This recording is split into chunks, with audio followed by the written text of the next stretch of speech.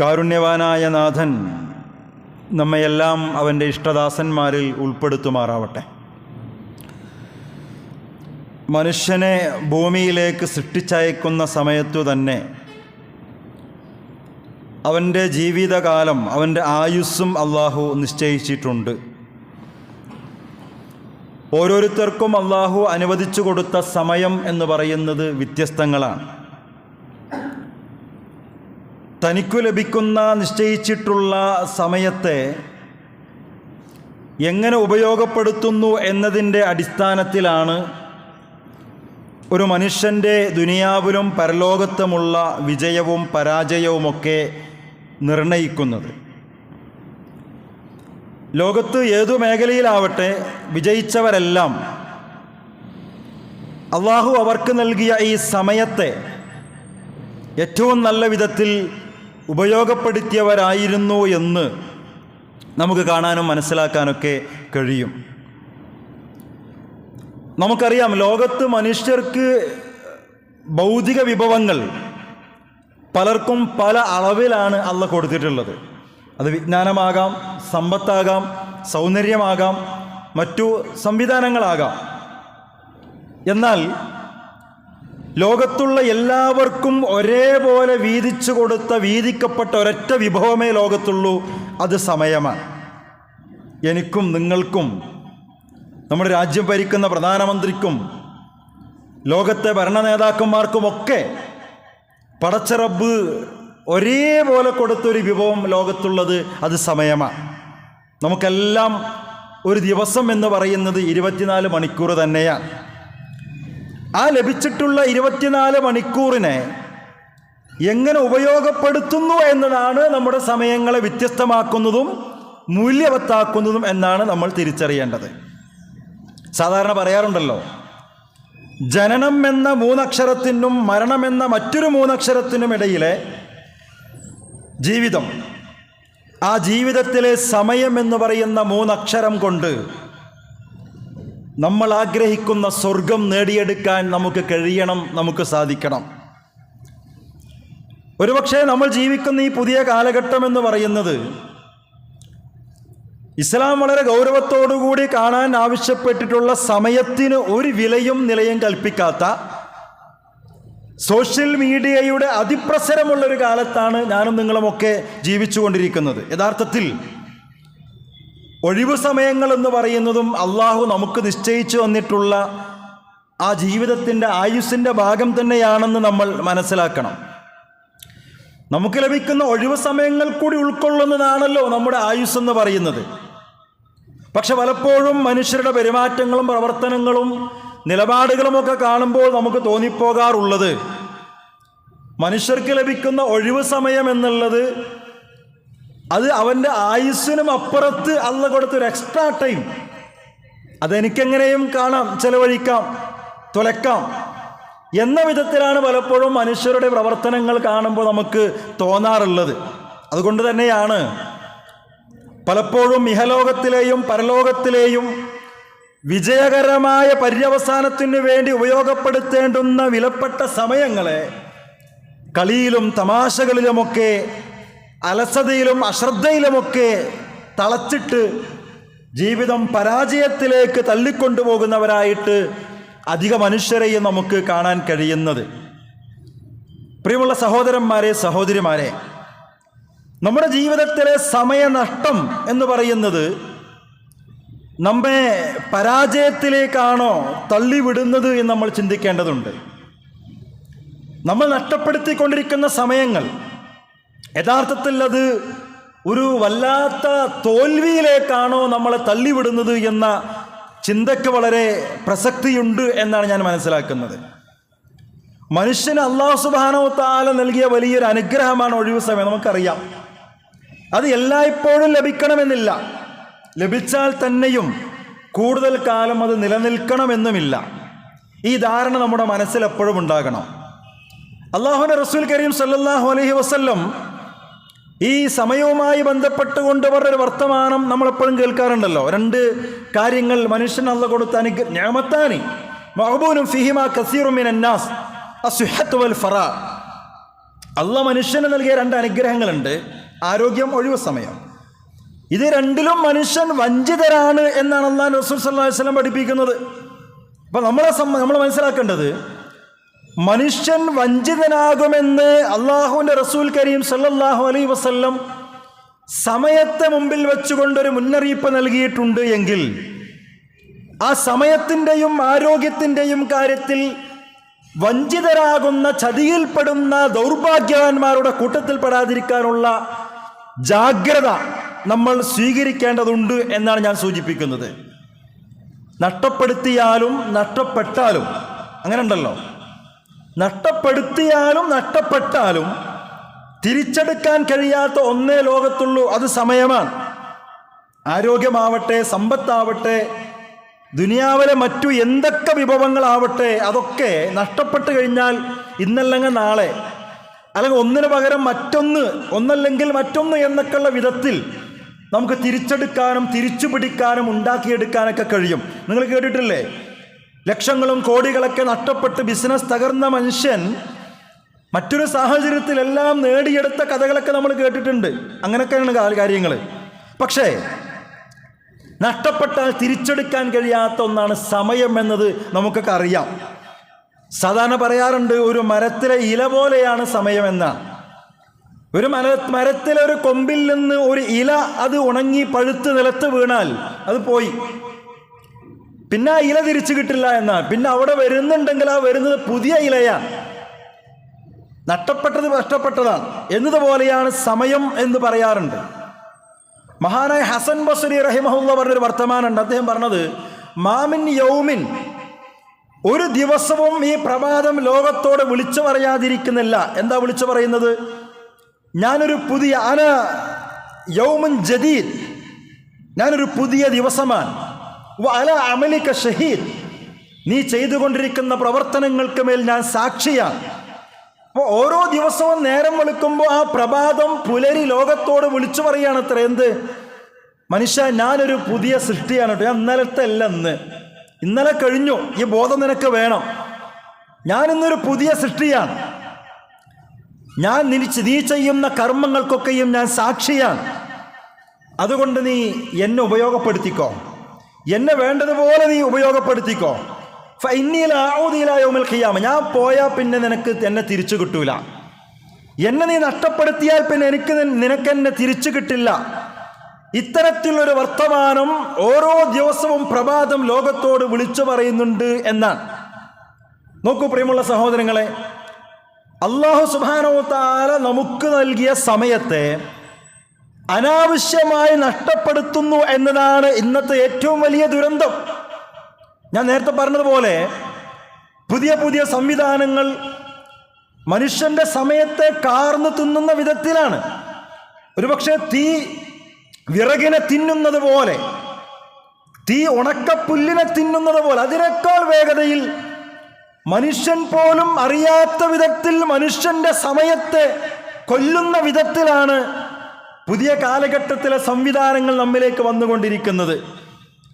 സത്യവിശ്വാസികൾ എന്ന നിലക്ക് അതിൽ പെട്ടുപോകാതിരിക്കാനുള്ള ജാഗ്രത നമ്മുടെ ഭാഗത്തു നിന്ന് നിരന്തരം ഉണ്ടാകേണ്ടതുണ്ട്.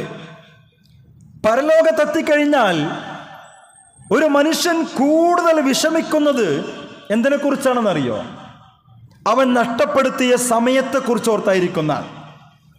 ദുനിയാവിൽ എത്രയോ സമയം കിട്ടിയിട്ടും പടച്ചോനെ ഞാനതൊക്കെ വെറുതെ നശിപ്പിച്ചല്ലോ, അതിനെ കൊന്നു തീർത്തല്ലോ, തുലച്ചു കളഞ്ഞല്ലോ. അങ്ങനെ നഷ്ടപ്പെടുത്തിയ സമയത്തെക്കുറിച്ച് ഓർത്തായിരിക്കും പരലോകത്തെത്തിക്കഴിഞ്ഞാൽ ഒരു മനുഷ്യൻ കൂടുതൽ ദുഃഖിക്കുക എന്നാണ് മഹാന്മാർ പഠിപ്പിക്കുന്നത്. മരിക്കാൻ നേരത്ത് മനുഷ്യൻ അള്ളാഹുവോട് ചോദിക്കുന്നൊരു ചോദ്യം എന്താ? എനിക്ക് ഇത്തിരി സമയം തരുമെന്നാണ്. മഹാന്മാരെ ആയത്തുകൾ വിശദീകരിച്ച് പറയുന്നുണ്ട്, മനുഷ്യൻ കെഞ്ചി ചോദിക്കും എത്ര അള്ളാഹിനോട്, പടച്ചോനൊരല്പസമയം എനിക്ക് തരുമോ. എത്ര ചോദിക്കണത്? 2 മണിക്കൂറോ 3 മണിക്കൂറോ 10 വർഷമൊന്നുമല്ല, പിന്നെ ഏതാനും സെക്കൻഡുകൾ എനിക്ക് തരുമെന്നാണ് ചോദിക്കണത്. സെക്കൻഡുകൾ മുഫസ്സിറുകൾ വിശദീകരിക്കുക. മരണനേരത്ത് മാലാഖമാർ വന്ന് നമ്മുടെ ആയുസ് പിടിക്കാൻ വരുമ്പോ വർഷങ്ങളോളം ഇവിടെ ജീവിച്ച് തുലച്ച മനുഷ്യൻ മലക്കുകളോട് പറയുക, അള്ളാഹിനോട് പറയാണ്, പടച്ചോനെ എനിക്കൊരിത്തിരി സമയം നീ എനിക്ക് തരുമോ? മണിക്കൂറുകളല്ല, സെക്കൻഡുകളാ ചോദിക്കുന്നത്. എന്തിനാ? അങ്ങനെ ആ മരിക്കാൻ നേരത്തെ സെക്കൻഡുകൾ കിട്ടിയിട്ട് വല്ല ഗുണമുണ്ടോ? അപ്പം ആ മനുഷ്യൻ എന്താ ചിന്തിക്കണമെന്നറിയോ? ഒരു അര സെക്കൻഡ് എനിക്ക് അള്ളാഹ് തന്നാൽ ഒരു സുബ്ഹാനല്ലാഹ് എന്നോ ഒരു അസ്തഗ്ഫിറുല്ലാഹ് എന്നോ പറയാൻ എനിക്ക് കഴിയുമെങ്കിൽ അതൊരു ഗുണമല്ലേ? അപ്പോഴാ തിരിച്ചറിവുണ്ടാകണത്. അപ്പം തിരിച്ചറിവുണ്ടായിട്ട് കാര്യമില്ല. പല സ്ഥലത്തും ഖുർആൻ അത് ചിത്രീകരിക്കുന്നുണ്ട്. ഫൈദാ ജാഅ അജലഹും ലാ യസ്തഖിറൂന സഅ വലാ യസ്തഖ്ദിമൂൻ.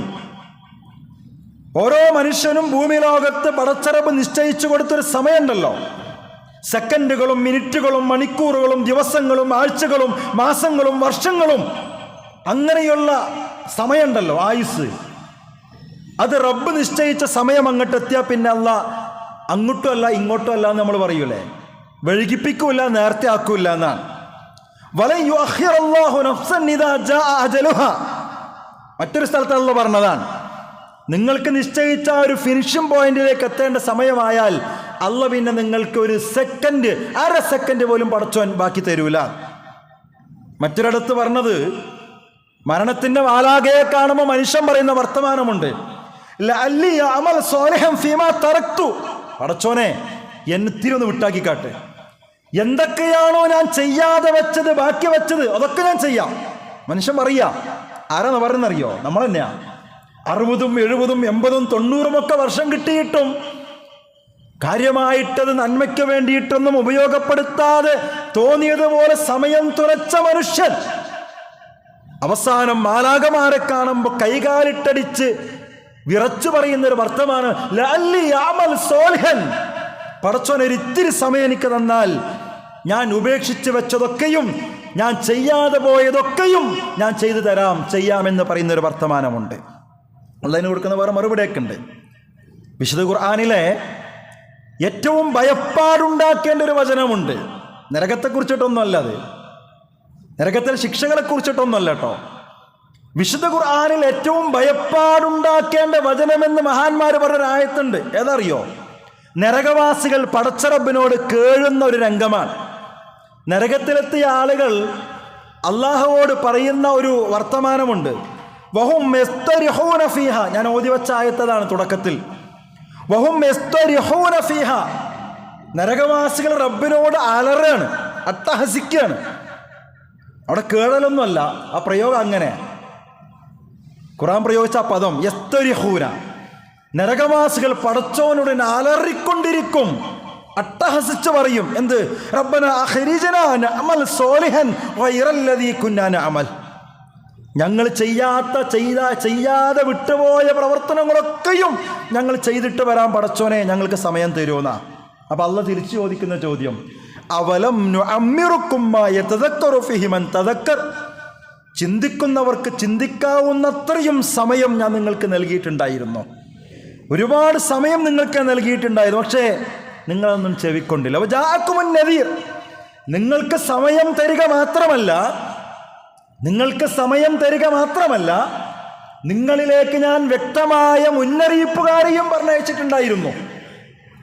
ഉപദേശകരായി, ഉപദേശിക്കുന്നവരായി, മുന്നറിയിപ്പ് നൽകുന്നവരായി, പ്രവാചകന്മാരും മറ്റു പലരുമായിട്ട് നിങ്ങളിലേക്ക് പലരെയും ഞാൻ അയച്ചിട്ടുണ്ടായിരുന്നു. അതൊന്നും നിങ്ങൾ ചെവി കൊണ്ടില്ല. എന്നിട്ട് ഇപ്പം നിങ്ങൾ കിടന്ന് അലറുക. എന്തിന്? പടച്ചോനൊരു ഇത്തിരി സമയം എനിക്ക് തരുമോ, ഞാൻ നല്ല കാര്യങ്ങളൊക്കെ ചെയ്യാം. എന്തൊക്കെ ഞാൻ ചെയ്യാതെ വിട്ടുപോയിട്ടുണ്ടോ അതൊക്കെ ഞാൻ ഇപ്പം ചെയ്യാം. അലറുകയാണ് മനുഷ്യൻ നരകത്ത് കിടന്നിട്ട്. അല്ലാഹ് പറയാം, ഫദൂക്കു, ഇനി രക്ഷയൊന്നുമില്ല. ഫദൂക്കു ഫമാ ലിസ്സാലിമീന മിൻ നസീർ. അനുഭവിച്ചോ, ആസ്വദിച്ചോ, നരകശിക്ഷ അനുഭവിച്ചോ. ലോലിമീങ്ങൾക്ക് ഒരു സഹായം ഉണ്ടായിരിക്കുന്നതല്ല എന്ന് പറയുന്ന ഈ ആയത്തിനെ കുറിച്ചാണ് പറയുന്നത്. ഇത് മനുഷ്യനെ ബേജാറാക്കേണ്ട ഒരു ഖുർആനിക വചനമാണ്. ഈ ആയത്ത് കേട്ടിട്ട് പല മഹാന്മാരും ഇതിങ്ങനെ ഓതി ഇതിനെ ഓർത്തിട്ട് ബോധം കെട്ടുപോയിട്ടുണ്ട് എന്ന് വരെ ചരിത്രത്തിൽ നമുക്ക് വായിക്കാൻ കഴിയും. ഈ ആയത്തിനെ കുറിച്ച് കേട്ടിട്ട് ആര്?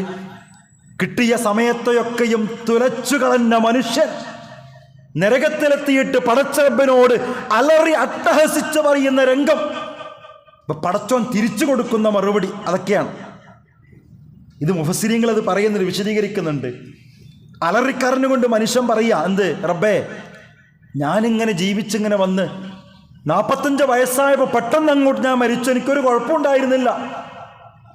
പെട്ടെന്ന് ഞാൻ അങ്ങോട്ട് മരിച്ചു, എനിക്കൊന്നും ചെയ്യാൻ പറ്റിയില്ല എന്ന് പറയുമ്പോൾ അല്ല പറയാത്രേ, അപ്പുറത്തേക്ക് ചൂണ്ടിക്കാണിച്ചിട്ട് 18, 20, 25 വയസ്സുള്ള ആളുകളെ ചൂണ്ടിക്കാണിച്ച് അല്ല പറയൂ അത്രേ, നിനക്ക് 45 വരെ സമയം കിട്ടിയില്ലേ, 25 വയസ്സ് വരെ ജീവിച്ചിട്ട് ആ സ്വർഗം നേടിയതിന് അപ്പുറത്തുണ്ട്, നോക്കിയത് അവരൊക്കെ നോക്കിക്കോ എന്നല്ല പറയുന്ന.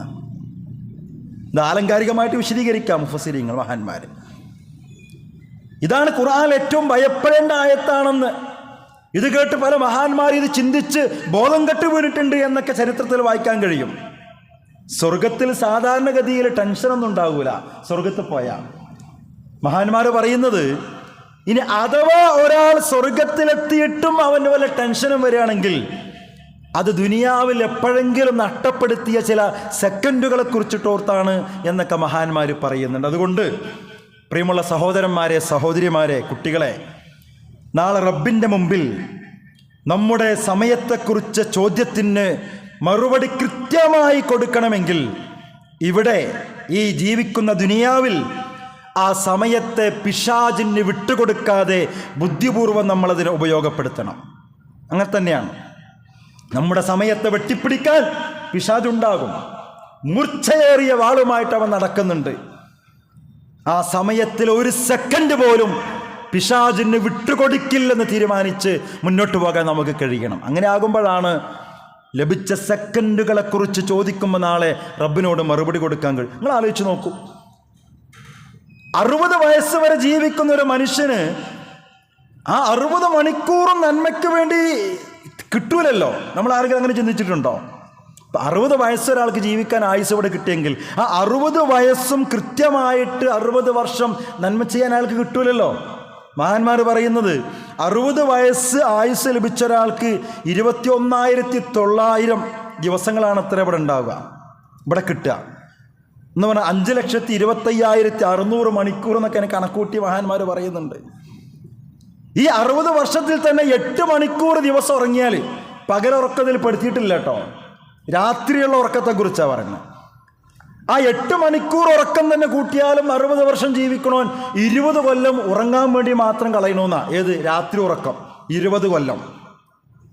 പിന്നെ കുറെ കുട്ടിപ്രായമായിട്ട് അങ്ങനെ പോകും. പിന്നെ വാർദ്ധക്യത്തിൻ്റെ അങ്ങേ അറ്റത്തേക്ക് എത്തി ചിലപ്പോൾ സൽക്കർമ്മങ്ങളോ നന്മകളോ ഒന്നും ചെയ്യാൻ പറ്റാത്ത അവസ്ഥയിലേക്കും പോകും. പിന്നെ അതിൻ്റെയൊക്കെ ഇടയിൽ ആകെപ്പാടെ കൂട്ടിക്കിഴിച്ച ആകെ എത്ര കിട്ടുക? 60 കൊല്ലം 60 വർഷം ജീവിച്ചൊരു മനുഷ്യന് വളരെ കുറച്ച് മാത്രമേ ഉള്ളൂ. അതുകൊണ്ട് ഇതൊക്കെ നമ്മൾ മനസ്സിലാക്കണം. ഇനിയും കുറേ ഉണ്ടല്ലോ എന്ന് ചിന്തിക്കണ്ട. കിട്ടുന്ന സമയത്തെ അർത്ഥവത്തായ രൂപത്തിൽ ഉപയോഗപ്പെടുത്താൻ, ഇബാദത്തുകൾ കൊണ്ട് നിറഞ്ഞ ജീവിതമാക്കി മാറ്റാൻ നമ്മൾ ആ സമയത്ത് ഉപയോഗപ്പെടുത്തേണ്ടതുണ്ട് എന്നാണ് ഞാൻ എന്നോടുകൂടി സൂചിപ്പിക്കുന്നത്. പാഴാക്കി കളയുന്ന നിമിഷങ്ങളിലൂടെ നമ്മൾ നഷ്ടപ്പെടുത്തുന്നത് ഇഹലോകത്ത് നമുക്ക് കിട്ടുന്ന ഒരേ ഒരു ജന്മമാണെന്ന് ഓർക്കണം. ഇനി രണ്ടാമതൊരു ജന്മം ഈ ദുനിയാവിൽ നമുക്കില്ല. പടച്ചറബ് നമുക്ക് നൽകിയിട്ടുള്ള നിമിഷങ്ങളിലൂടെ നമ്മൾ പാഴാക്കി കളയുന്നത്, നഷ്ടപ്പെടുത്തി കളയുന്നത് നമുക്ക് ദുനിയാവിൽ കിട്ടിയ ഒരേ ഒരു ജന്മമാണെന്ന് നമ്മൾ തിരിച്ചറിയണം. ബേജാറുണ്ടാകണം. മഹാനായ ഇബ്നു മസ്ഊദ് റളിയല്ലാഹു അൻഹു പറയുന്നുണ്ട്, ഞാൻ ഒരു കാര്യത്തിനും ദുഃഖിക്കാറില്ല, വിഷമിക്കാറുമില്ല ദുനിയാവിൽ. ഇനി അങ്ങനെ വല്ല വിഷമം ഉണ്ടാകാറുണ്ടെങ്കിൽ സൂര്യനുദിക്കുന്ന ദിവസങ്ങളിൽ വല്ല നന്മയും ചെയ്യാൻ കഴിയാതെ പോയാൽ അതിനെക്കുറിച്ച് മാത്രമേ ഞാൻ വിഷമിക്കാറുള്ളൂ. നോക്കൂ നിങ്ങൾ, എൻ്റെ ജീവിതത്തിൽ വേറെന്ത് നഷ്ടപ്പെട്ടാലും എനിക്കൊരു വിഷമം ഉണ്ടാകാറില്ല, ഒരു ദുഃഖവും എനിക്കുണ്ടാകാറില്ല. എനിക്ക് വല്ല ദുഃഖവും ഉണ്ടാകാറുണ്ടെങ്കിൽ ഞാൻ ദുഃഖിക്കാറുള്ളതും ടെൻഷൻ അടിക്കാറുള്ളതും എന്തിൻ്റെ പേരിൽ മാത്രമാണ്? സൂര്യൻ ഉദിക്കുന്നൊരു ദിവസം വല്ല നന്മയും ചെയ്യാൻ എനിക്ക് കഴിയാതെ പോയാൽ അതിനെക്കുറിച്ച് മാത്രമേ ഞാൻ ടെൻഷനാകാറുള്ളൂ, ബേജാറാകാറുള്ളൂ എന്നാണ്. ഇതൊക്കെ നമ്മൾ ആലോചിക്കേണ്ടതാണ്. കഴിഞ്ഞ റമദാനിൽ ഒരു സുഹൃത്ത് എന്നോട് പറഞ്ഞത്, കഴിഞ്ഞ റമദാനിൽ എല്ലാ വഖത്തിനും ജമാഅത്തിന് പള്ളിയിലേക്ക് എത്തണമെന്നത് നിയ്യത്തായിരുന്നു അദ്ദേഹത്തിൻ്റെ. പക്ഷേ നോക്കൂ നിങ്ങൾ, കൃത്യമാണ് വർത്തമാനം. ഒരു സുബ്ഹിയുടെയും ഒരു അസറിൻ്റെയും ജമാഅത്ത് അദ്ദേഹത്തിന് നഷ്ടപ്പെട്ടു എന്നാണ്. എന്നിട്ട് കഴിഞ്ഞ ദിവസം കണ്ടപ്പോൾ അദ്ദേഹം പറയാം, എനിക്ക് ഇപ്പോഴത് വല്ലാത്തൊരു ബേജാറ് മനസ്സിന്, ടെൻഷൻ. എന്തിന്? റമദാനിലെ മുഴുവൻ ജമാഅത്തും പള്ളിയിൽ വെച്ച് നിർവഹിക്കൂ എന്ന് തീരുമാനിച്ചതായിരുന്നു. പക്ഷേ എനിക്ക് യാത്ര കാരണം ഒരു അസറിൻ്റെയും ഒരു സുബ്ഹിയുടെയും ജമാഅത്ത് എനിക്ക് നഷ്ടപ്പെട്ടു. ഇപ്പോഴും എനിക്ക് ആ ബേജാറ് പോയിട്ടില്ല മനസ്സിൽ നിന്ന്. കണ്ടോ? ഇന്നുമുണ്ട് അത്തരം ആളുകൾ. ഇബ്നു മസ്ഊദ് പറഞ്ഞത് പോലെ തന്നെയാണ്, എനിക്ക് വല്ല വിഷമവും ജീവിതത്തിൽ ഉണ്ടാകുമെങ്കിൽ, ടെൻഷനും ഉണ്ടാകാറുണ്ടെങ്കിൽ അത്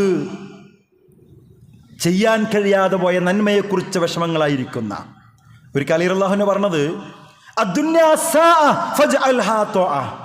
ദുനിയാവെന്ന് പറയുന്നത് ഏതാനും ചില മണിക്കൂറുകൾ മാത്രമാണ്, അതിനെ നിങ്ങൾ അനുസരണയുള്ളതാക്കി മാറ്റണം. അത് വല്ലാത്തൊരു പ്രയോഗമാണത്. ദുനിയാവെന്ന് പറയുന്നത് ചില മണിക്കൂറുകൾ മാത്രമാണ്. ആ മണിക്കൂറുകൾ നിങ്ങൾ എന്ത് ചെയ്യണം? നിങ്ങളതിന് അനുസരണമുള്ളതാക്കി മാറ്റണം എന്ന് പറഞ്ഞാൽ ആ കിട്ടുന്ന മണിക്കൂറുകളെ, മിനിറ്റുകളെ, സെക്കൻഡുകളെ പടച്ച റബ്ബിനെ അനുസരിച്ചുകൊണ്ട് നന്മ ചെയ്തുകൊണ്ട് അതിനെ മൂല്യമുള്ളതാക്കി മാറ്റാൻ നിങ്ങൾ ശ്രമിക്കുക എന്ന് അലി റളിയല്ലാഹു പറയാണ്. ഇമാം ഷാഫി റളിയല്ലാഹുവിന്റെ ഒരു വർത്തമാനമുണ്ട്, അൽ വഖ്തു കസ്സൈഫ്, സമയമെന്ന് പറയുന്നത് വാള് പോലെയാണ്.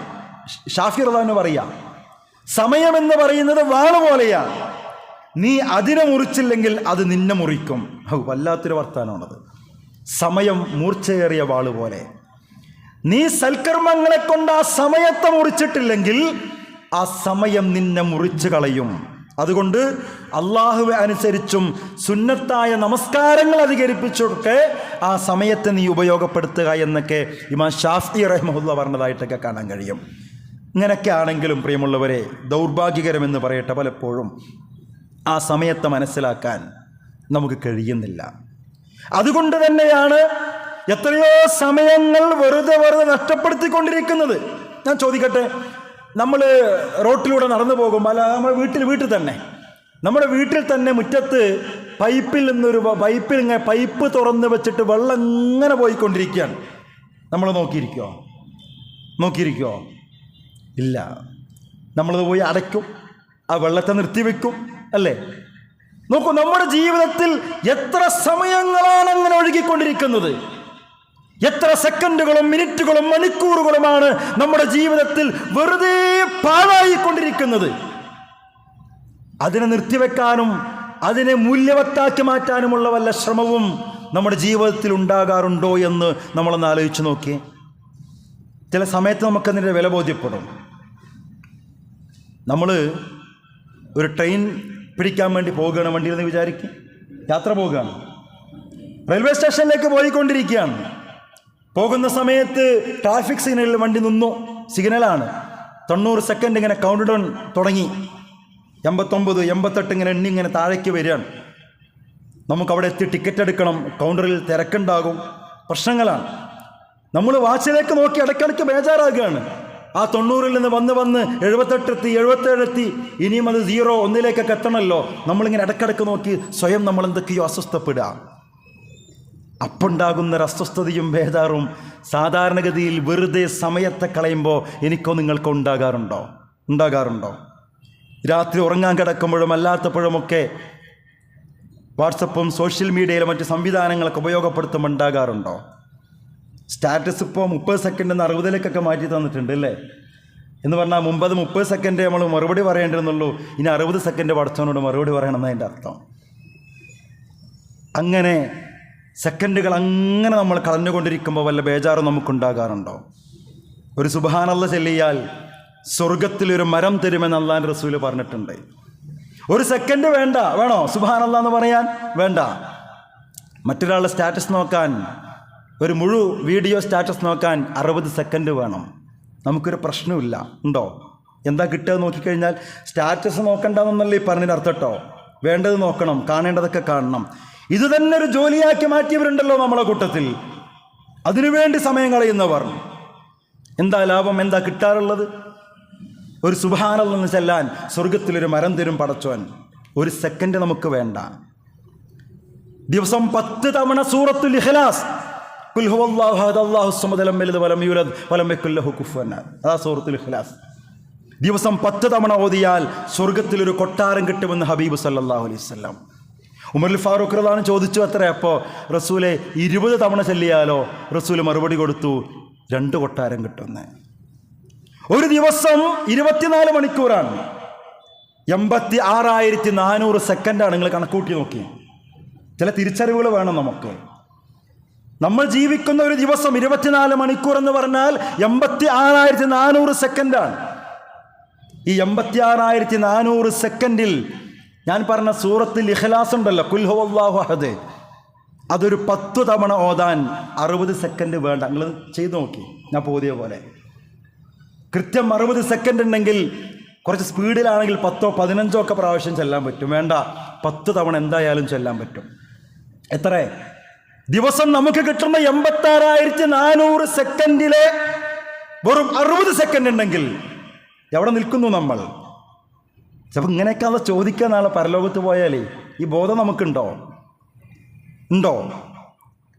പടച്ചറബിൻ്റെ മുമ്പിൽ പോകുമ്പോൾ ഇങ്ങനെയൊക്കെ സമയവും ഓഫറും തന്നിട്ടും ലക്ഷക്കണക്കിന് സെക്കൻഡുകൾ നിങ്ങൾക്ക് തന്നിട്ട് ആ സെക്കൻഡുകളിൽ നന്മ ചെയ്താൽ ഇങ്ങനെ ഓഫറുകൾ തന്നിട്ട് എന്തേ ചെയ്തെന്ന് ചോദിച്ചാൽ നമുക്കെന്ത് പറയാൻ കഴിയും? ആലോചിച്ച് നോക്കൂ നിങ്ങൾ, നമ്മളവസ്ഥ ഒന്ന് ആലോചിച്ച് നോക്കിയേ.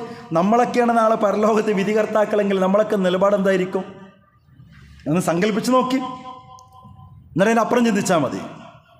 നാളെ പരലോകത്തെ മനുഷ്യന്മാരെ ചോദ്യം ചെയ്യാൻ അങ്ങോട്ടും ഇങ്ങോട്ടും വിടാനൊക്കെ ഉള്ള ഒരു ജഡ്ജിൻ്റെ റോൾ അത് നമുക്ക് തന്നു വിചാരിക്കുക. നമ്മളെന്താ പറയുക? അത് ശരി, ദിവസം 86,400 സെക്കൻഡ് കിട്ടിയിട്ട് 86,400 സെക്കൻഡ് വെച്ചിട്ട് വർഷങ്ങളോളം കിട്ടിയിട്ട് ഒരു 60 സെക്കൻഡ് ഒരു ദിവസം നിനക്ക് ഉപയോഗിക്കാൻ പറ്റിയില്ല അല്ലേ? അങ്ങോട്ട് വിടാവനെ നരകത്തിലേക്ക്. നമ്മളതാ പറയുള്ളൂ അല്ലേ? പേടിക്കണം നമ്മൾ. നാളെ റബ്ബിൻ്റെ മുമ്പിൽ പോയിട്ട് ലാ തസൂലു ഖദമ അബ്ദിൻ, ഒരു മനുഷ്യൻ്റെയും ഒരു കാൽപാദവും അങ്ങോട്ട് മുന്നോട്ട് വെക്കാൻ പറ്റൂല. ചില കാര്യങ്ങളെക്കുറിച്ച് മറുപടി കൊടുക്കുക. അതിലൊന്നെന്താ അറിയോ? സമയം, ആയുസ്. എങ്ങനെ നീ തുലച്ചോ എന്നാ ചോദ്യം.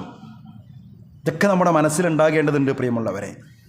2 ദിനങ്ങൾ 2 ദിവസങ്ങൾ ഒരുപോലെ ആയവൻ നഷ്ടക്കാരനാണെന്ന് അറബിയിൽ ഒരു പഴഞ്ചൊല്ലുണ്ട്.